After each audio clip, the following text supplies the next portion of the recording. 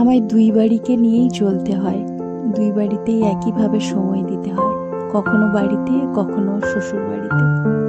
তো আজ তেমনই একটা দিন, যেদিন আমি বাড়ি যাচ্ছিলাম, আর রাত পেরোলেই ছিল আমার অ্যানিভার্সারি। 4 বছর পূর্ণ হচ্ছে আমার।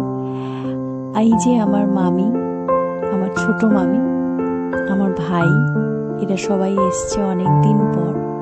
তাই ওদের সাথে সময় কাটানোর জন্যই আমি অফিস থেকে ফিরেই চলে গেছিলাম। আমার জন্য এই উপহারগুলো এনেছিল, যেগুলো সত্যি খুব ভালো লাগে আমার।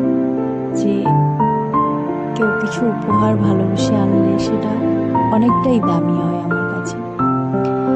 যাই হোক, অ্যানিভার্সারি ছিল বলেই এই ফুলগুলো নিয়ে যাচ্ছিলাম। আর বাড়ি গেলেই বাবা মা ছাড়াও এই নিষ্পাপ পশুগুলোও আমার জন্য অপেক্ষা করে।